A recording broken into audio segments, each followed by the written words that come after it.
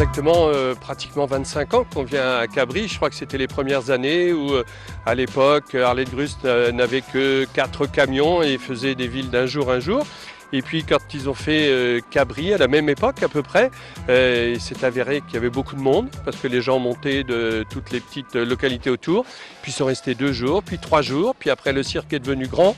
Le pré est resté le même, ce qui fait qu'on est agréablement reçu et apprécié ici à Cabris. Et puis c'est vrai que ce joli village, il y a quoi, 1200 habitants je crois, et il y a 1800 personnes sous le chapiteau. Ah, c'est assez exceptionnel. On cherche toujours un titre parce que chez nous la vedette c'est le spectacle, c'est pas tel ou tel artiste, même si après chacun va préférer tel acrobate ou tel autre numéro avec les animaux par exemple. Je crois que c'est une histoire, on vous emmène ailleurs et vraiment pendant 2h30 on transporte le public dans un autre monde parce que dans le monde actuel c'est un peu dur et je crois qu'au vu du succès des représentations, les gens ont besoin là aussi de venir se détendre un peu. Alors voilà, on est passé à 1800 places dans le chapiteau, oui, devant le succès remporté, la possibilité d'agrandir l'intérieur. Gilbert Grust a rénové les éclairages cette année, il a réinvesti à peu près 700 000 € dans des nouveaux éclairages à LED, comme il se doit. On a un super rideau de scène qui était celui de l'ancienne tournée U2. On a refait une nouvelle composition musicale, enfin bref, tout est changé encore à l'intérieur du chapiteau. Chaque année, un nouveau spectacle, tout à fait. Bah oui, parce qu'on fait 28 villes en France, on reste relativement longtemps dans chaque ville, donc les gens sont fidèles, il faut bien changer le spectacle. Alors cette année, vous allez avoir de la grande illusion, vous allez avoir du trapèze ballant, un jeune artiste. Vous allez découvrir aussi un numéro de chien de Rosie tout à fait extraordinaire. Ça déchaîne les foules, aussi bien les grands que les petits. Vous allez voir un numéro aussi avec un cheval qui termine dans le lit de sa maîtresse. Enfin, c'est quelque chose qu'on n'a jamais vu, comme le fait Gilbert chaque année. On a de nouveau cette année les motards dans ce globe qui avait battu le record du monde l'an dernier. Ils ont modifié quand même le numéro, donc là encore une belle surprise dans ce numéro.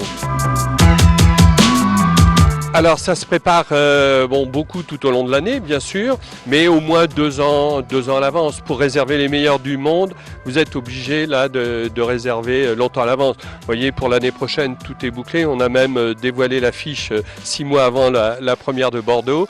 On l'a dévoilé ici à Valbonne, mais à Cabris, puis à Cabris on va fêter le 300 millième spectateur. C'est énorme pour cette saison, qui a démarré le 17 janvier.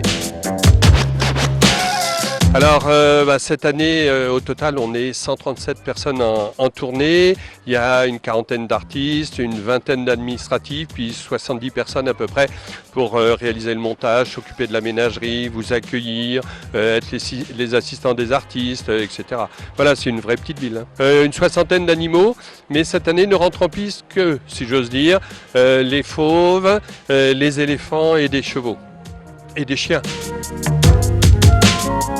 Ah ça c'est la force de Gilbert, qui est 24 heures sur 24 ou presque devant son ordinateur à chercher, à écouter des musiques de façon à demander à son compositeur d'accorder tel ou tel numéro, puis d'aller voir aussi à l'autre bout du monde. Internet nous amène beaucoup de vidéos, il en reçoit 5-6 par jour, donc il faut visionner, avoir les idées, puis voilà, après on a les idées de la création. Gilbert est un créatif avant toute chose et je crois que c'est aussi un meneur d'hommes bien sûr, mais je crois qu'il fait bien les choses tous les jours.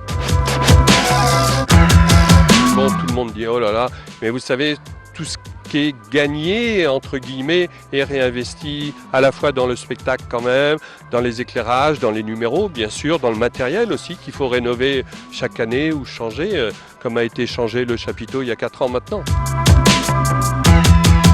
De toujours rendre les gens heureux. Quand ils sortent, on les voit debout à la fin du spectacle. Pratiquement à chaque spectacle, c'est standing ovation. Je crois que c'est ça qui fait le plus plaisir, bien sûr. C'est la nourriture des artistes, les applaudissements, et puis de tous ceux qui sont même derrière. C'est ma 4e saison. J'ai commencé en 2009, j'avais 19 ans. Et depuis, je parcours la France avec le cirque de mes rêves. C'était mon rêve d'enfant d'être ici.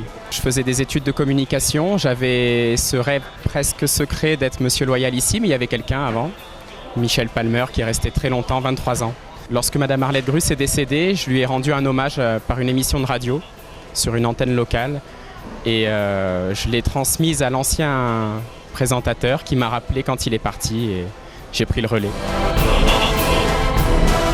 Le secret, ou on va dire ce qu'il faut faire, c'est rester soi-même, ne pas essayer de copier même ceux que l'on a adorés durant son enfance. Il faut rester soi-même et tout vient naturellement. Mon personnage, il est entre chanteur, poète, musicien, voilà, il est un petit peu varié et c'est totalement moi, c'est le reflet de ma personnalité. En jouant sur le fait que, je ne sais pas si vous avez vu, mais pendant le spectacle, j'endosse le costume du Monsieur Loyal traditionnel, costume queue de pie, les bottes, etc. Mais il est totalement décalé, il est maladroit, bien aidé par les clowns. On rappelle au public ce personnage-là en le jouant avec un maximum de dérision. Il y a des numéros exceptionnels, je pense aux motos. Évidemment, on le voit tous les jours, parfois plusieurs fois par jour, mais on a toujours la même crainte, la même angoisse et en même temps, à la fin, quand ils ont réussi ce qu'ils ont à faire, la même explosivité. Il y a des numéros après que je trouve sublimes, le cheval comique avec Rosie, on se demande comment elle fait. Je trouve que le cirque est un des derniers spectacles où le public est à portée de main et où on peut vraiment jouer avec le regard et ça c'est magnifique.